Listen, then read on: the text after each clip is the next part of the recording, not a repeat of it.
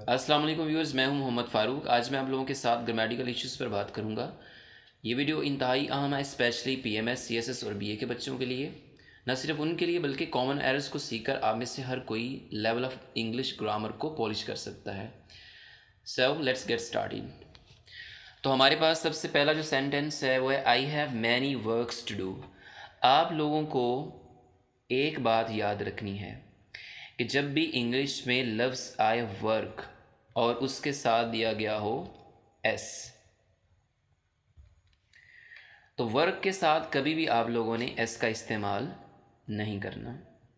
अच्छा, अब इसको सही करने के दो तरीके हैं।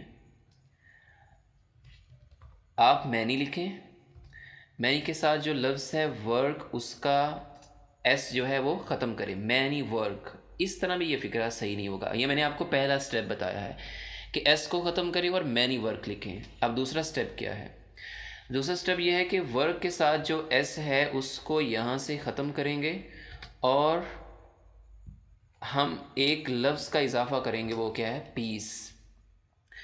अब पीस का जब हमने इजाफा किया तो ये जो एस है जो वर्क के साथ लिखा हुआ है वो किसके साथ आ जाएगा?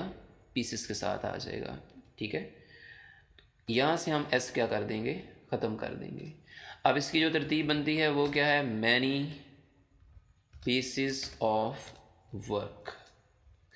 आप लोगों ने याद रखना है कि जब भी लफ्ज़ मैनी आए उसके साथ लफ्ज़ आ जाए वर्क और एस दिया गया, उस एस को ख़त्म करना है और पीस के साथ लगाना है। पीस से क्या बन जाएगा? पीसेस बन जाएगा। और ये फिक्रा सही कैसे होगा? I have many pieces of work to do. अच्छा, एक ये तरीकाकार है। दूसरा तरीकाकार ये है कि आप मैनी जो है इसको ख़त्म करें और इसको चेंज करें मच में। मच के साथ जो लफ्ज़ है ना वर्क्स, वर्क्स के साथ जो एस है वो ख़त्म हो जाएगा, तो ये क्या बन जाएगा? Much work. अब दूसरा तरीकाकार ये है कि ये फिक्र ऐसे ठीक होगा, I have much work to do. जब आप लोगों ने मैनी का इस्तेमाल करना है तो फिर पीस का भी इस्तेमाल करना है। पीस के साथ एस लगाएंगे, वो एस जो वर्क के साथ लगा हुआ है, लेकिन वर्क के साथ किसी भी किस्म का एस नहीं लगेगा। I have many pieces of work to do, ये हमारा एक पॉइंट है। और फिर मैंने आपको मच के लिहाज से बताया है, मच के साथ जब हम इस फिक्रे को बनाएंगे तो फिर हम मैनी को ख़त्म कर देंगे और मैनी की जगह पे मच को लेके आएंगे। और जब मच के साथ वर्क आएगा तो किसी भी किस्म का जो पीसीज है वो हम नहीं लगाएंगे, यानी हम मच के साथ लफ्ज़ पीसीज का इस्तेमाल नहीं करेंगे। तो दो तरह से ये फिक्र सही हो सकता है। I have many pieces of work to do, ये भी करेक्ट है। ठीक है, और दूसरा तरीकाकार ये है, ये भी करेक्ट है, I have much work to do. अब हमारे पास दूसरा सेंटेंस है run fast lest you might get late. जब भी फिक्रे में लेस्ट आए तो आप लोगों ने शुड का इस्तेमाल करना है। लेस्ट के साथ हमेशा शुड का इस्तेमाल करना है। अगर लेस्ट के साथ माइट का इस्तेमाल हो तो ये क्या होगा? इनकरेक्ट होगा, पहली बात। दूसरी बात जो है वो ये है कि आप लोगों ने लेस्ट के साथ शुड का इस्तेमाल तो होगा, लेकिन अगर आपको नज़र आता है कि लेस्ट के साथ नॉट भी इस्तेमाल हुआ है, यानी लेस्ट शुड नॉट, तो कभी भी आपने नॉट का इस्तेमाल नहीं करना। ठीक है, इसकी रीज़न ये है कि लेस्ट जो है उसका मतलब क्या होता है? ऐसा ना हो। तो लेस्ट खुद ही नॉट के मतलब को क्या कर रहा है? कवर कर रहा है। तो जब लेस्ट नॉट के मतलब को कवर कर रहा है तो हमें नॉट लगाने की ज़रूरत नहीं है। तो ये फिक्रा क्या बनेगा? Run fast lest you should get late. Okay, अब अगर ये फिक्रा ऐसे आता है आपको, run fast lest you should not get late, तो इसमें एक ही मिस्टेक है कि आप जो ये लफ्ज़ नॉट है इसको क्या कर देंगे? यहाँ से ख़त्म कर देंगे। ठीक है, क्योंकि मैंने आपको पहले बताया है कि जो लेस्ट है वो नॉट के मतलब को खुद ही कवर कर देता है। अब हम थर्ड फिक्रे की तरफ जाते हैं। तो ये बहुत ही आसान सेंटेंस है, वर्ब और सब्जेक्ट का अग्रीमेंट है। There were no sign of habitation. तो साइन का जो लफ्ज़ है ना यहाँ पे वो सिंगुलर है, लेकिन उसके साथ जो वर्ब इस्तेमाल किया गया है वर, वो प्लूरल है। अब जारी बात है जब आपका सब्जेक्ट जो है जो कि साइन है वो सिंगुलर होगा तो उसके साथ जो हेल्पिंग वर्ब है वो भी कौन सा लगेगा, सिंगुलर।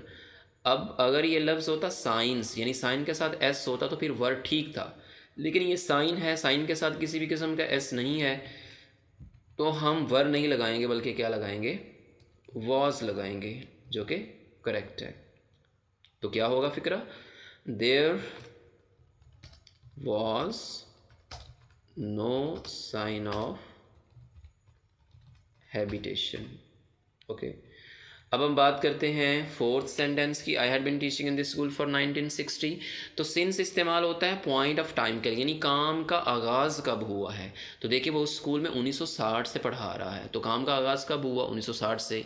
जो पीरियड ऑफ टाइम होता है ना, जो फॉर होता है वो पीरियड ऑफ टाइम के बारे में बताता है कि काम करते हुए कुल अरसा कितना हो गया, जैसे 5 years 2 days, ठीक है, मैनी मंथ्स। तो यहाँ पे हमें जो चीज़ बताई जा रही है वो पॉइंट ऑफ टाइम के बारे में बताया जा रहा है, यानी काम के आगाज़ का वक्त उसके बारे में बताया जा रहा है। तो हम फॉर की जगह पर किसका इस्तेमाल करेंगे, सिंस का इस्तेमाल करेंगे। तो I had been teaching here, sorry, I have been teaching in this school since 1960।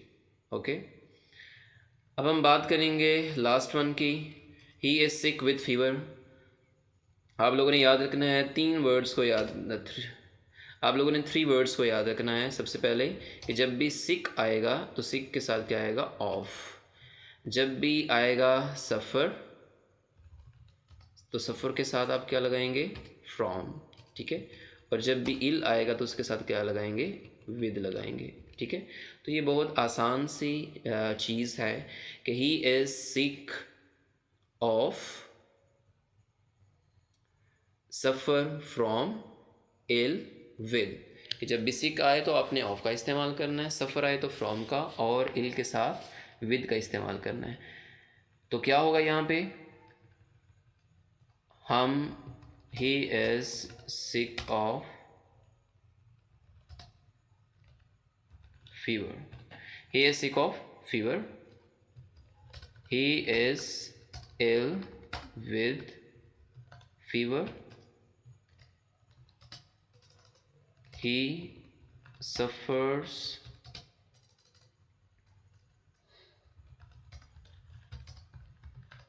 from fever। तो he is sick of fever, he is ill with fever, he suffers from fever। तो इस तरह से हम इन सेंटेंसेस को correct करेंगे। तो ये बहुत ही इम्पॉर्टेंट सेंटेंसेस हैं, अगर आप लोग इनको सीख लेते हैं तो आपकी लैंग्वेज भी इम्प्रूव होगी, आपकी जो ग्रामर है वो भी इम्प्रूव होगी, और इसके साथ साथ आप लोग एग्ज़ामिनेशन के अंदर भी अच्छे मार्क्स जो हैं वो गेन कर सकते हैं। अगर आपको ये वीडियो पसंद आई है तो हमारी इस वीडियो को लाइक करें, चैनल को सब्सक्राइब करें और बेल आइकॉन का बटन प्रेस कर दें। अस्सलाम वालेकुम वरहमतुल्लाहि वबरकातुहू।